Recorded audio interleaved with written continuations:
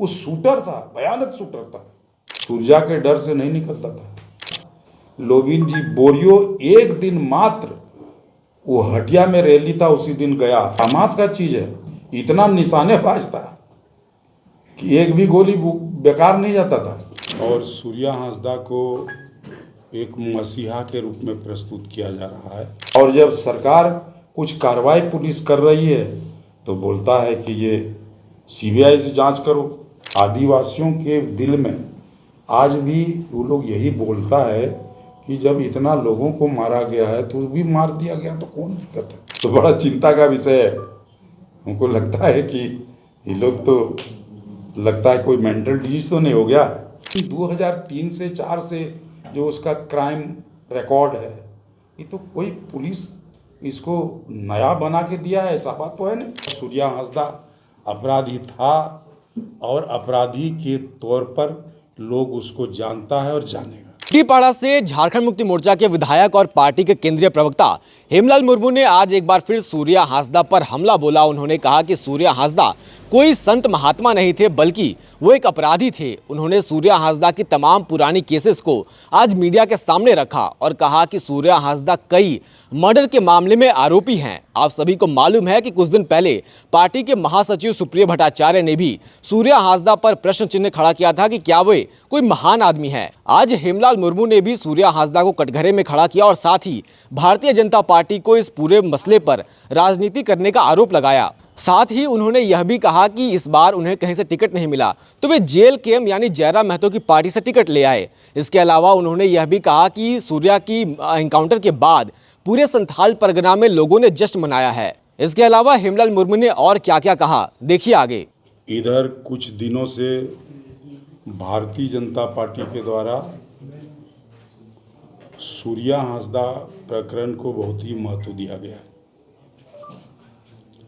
और सूर्या हांसदा को एक मसीहा के रूप में प्रस्तुत किया जा रहा है। सूर्या हांसदा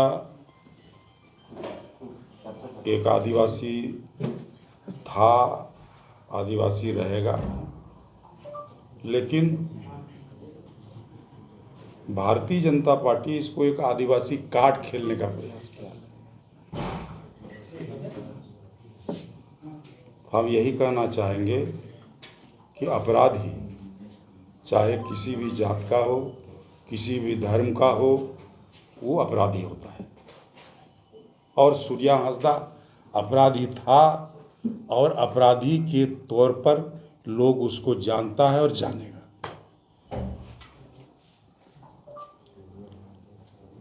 और चूंकि बार बार ये लोग इस इशू को उठाता है कि सूर्या हांसदा का गिरफ्तारी देवघर जिला में हुआ और एनकाउंटर गोड्डा जिला के ग्वारियर थाना क्षेत्र में हुआ, तो मैं भारतीय जनता पार्टी के साथियों से, आज खास करके प्रतिपक्ष के नेता बाबूलाल से पूछना चाहता हूं कि उनके सरकार में विकास दुबे का अरेस्टिंग कहाँ से हुआ था? मध्य प्रदेश से हुआ था और उनको कानपुर के नज़दीक ठोका गया था।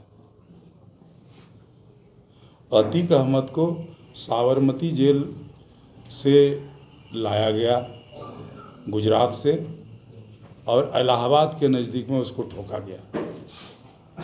ये सारी बात ठीक है। अब सवाल है कि भारतीय जनता पार्टी को कोई ज़मीन नहीं मिल रहा हो, इसलिए सूर्य नारायण जैसे लोगों को ये लोग एक बनाने का प्रयास किया। एक बहुत बड़ा लीडर था, सामाजिक कार्यकर्ता था, ऐसा कहीं कोई बात नहीं। चूँकि उनका माने क्राइम हिस्ट्री 2003 से शुरू हो जाता है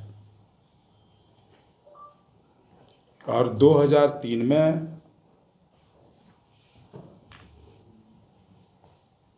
उसके गांव में प्रधानी की लड़ाई थी। इसका पिताजी प्रधान थे और प्रधानी का लड़ाई चल रहा था दूसरे आदिवासी से ही। क्लास्टिन किस्कू, उसका पहला मर्डर वो रेलवे कॉलोनी, झरना कॉलोनी बोलता है उसको, साहेबगंज में रेलवे में नौकरी करता था, उसको झरना कॉलोनी में उसको गोली मार करके उसकी हत्या कर दी गई। उसमें भी वो आरोपित है।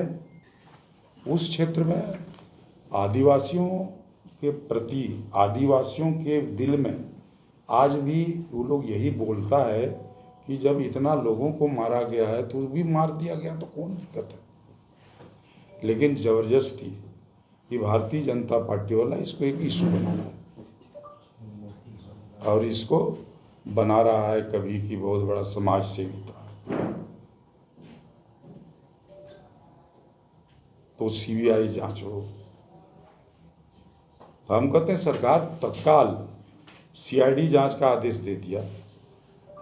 सीआईडी जांच जब तक अनुसंधान पूर्ण न हो तब तक कोई दूसरा एजेंसी थोड़ी जांच करेगी। आज भी वही था, हाउस में भी वो लोग वही उठाया था मामला। तो हमारा ये कहने का तात्पर्य है कि भारतीय जनता पार्टी ऐसे अपराधी को यदि इतना बड़ा संज्ञान दे करके इसको एक महापुरुष का दर्जा, कभी लोग गलती से बोल बैठता है कि उसको गुरुजी के साथ भी तुलना करने लगता है, तो बड़ा चिंता का विषय है। हमको लगता है कि ये लोग तो लगता है कोई मेंटल डिजीज तो नहीं हो गया। इससे बड़ी बात क्या है कि इतना बड़ा टेरर था, इतना बड़ा दहशत पैदा कर दिया था कि गवाह हॉस्टाइल हो जाता था। गवाही पर न निर्भर करता है केस। जब गवाह हॉस्टाइल हो जाएगा तो फिर तो कोर्ट को मजबूरी है। लेकिन जिस केस में अभी ट्रायल चल रहा है उसमें हमको लगता था कि माने इस सब केस में इनको सजा हो जाएगा। और इतना सारा रिकॉर्ड है उसका, क्राइम रिकॉर्ड, उस रिकॉर्ड को क्या धत्ता बता दिया जाएगा? क्या ये पुलिस द्वारा बनावटी है क्या?